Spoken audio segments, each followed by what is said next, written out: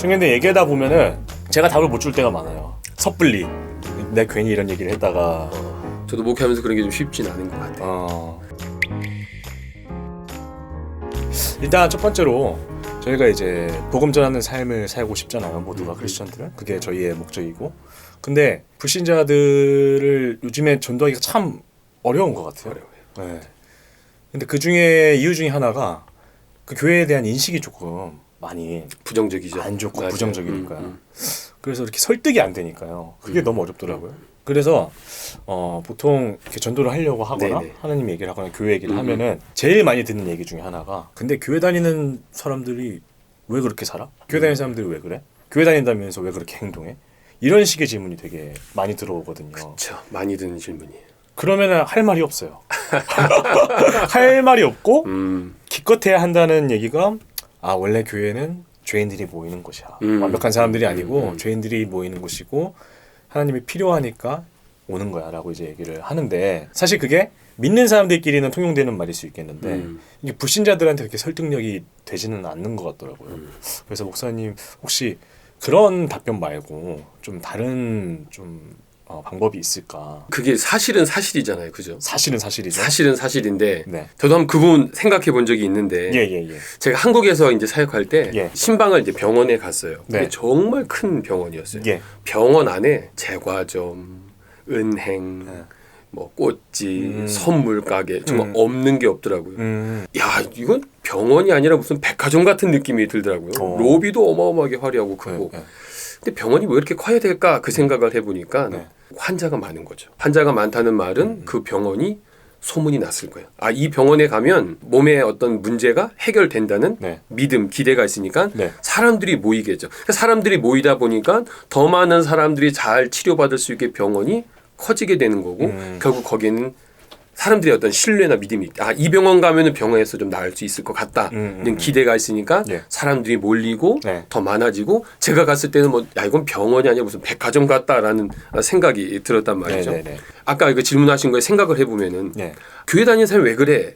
라는 말은 저는 오히려 좀 긍정적으로 볼 수 있는 것 같아요. 뭐가 긍정적이냐면 적어도 그 사람 안에 전제는 뭐냐면 교회들을 다닌다면 조금 더 나은 성품, 조금 더 나은 인격을 가지고 있어야 되지 않겠느냐. 다시 말해 교회에 대한 기대가 있다는 거죠. expectation이 있다. 그래서 좀 그런 사람들한테 좀 설명해 줬으면 좋겠어요. 네. 교회가 뭔지. 앞서 말씀드린 것처럼 저는 교회를 생각할 때 마치 병원이 아니겠는가. 그럼 병원을 가면은 의료진이 많을까요? 환자가 많을까요? 환자가 많죠. 그게 당연한 거겠죠. 네. 앞서 말씀드린 것처럼 큰 병원에는 의료진 숫자보다 환자가 훨씬 많을 거예요. 근데 그 환자들은 당연히 병원에 가서 한 가지 목적이 있겠죠. 내 병이 치료받고 있는 그 목적으로.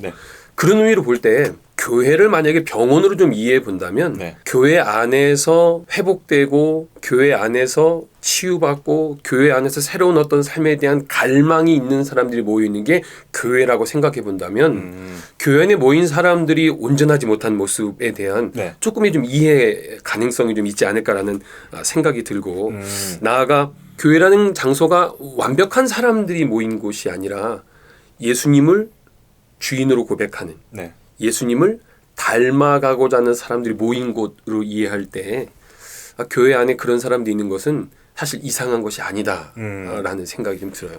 그래서 그런 교회에 다니는 사람들이 왜 그래? 라는 사람들에게는 교회가 가지고 있는 어떤 의의, 목적 또 교회에서 어떤 일이 일어나는지를 좀 이해해 본다면은 좀 좋을 것 같고 또 하나는 교회 다니는 사람들을 우리는 그런 기대를 하는 것 같아요. 일정한 수준에 이르는 사람들이 모인 곳이라고 이해하고 있다면 사실은 설명이 좀 필요할 것 같아요. 어떤 사람은 예수님을 닮은 사람들이 있을 수 있겠지만 예수님을 처음 알아가는 사람도 있을 수 있고 어쩌면 교회를 처음 방문하는 사람도 있을 수 있다는 거죠.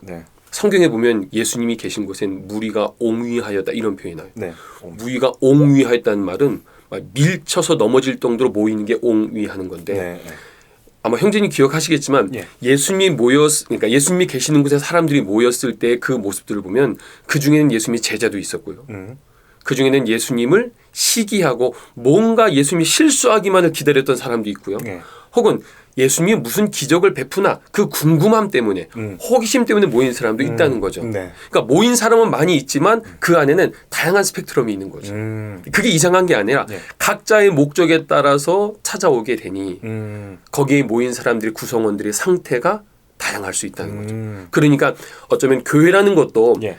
예수님을 주로 고백하고 또 예배하기 위해 모였지만 그 안에는 신앙의 어떤 단계나 수준들이 다양할 수 있을 것 같아요. 근데 그게 이상한 것이 아니라 네.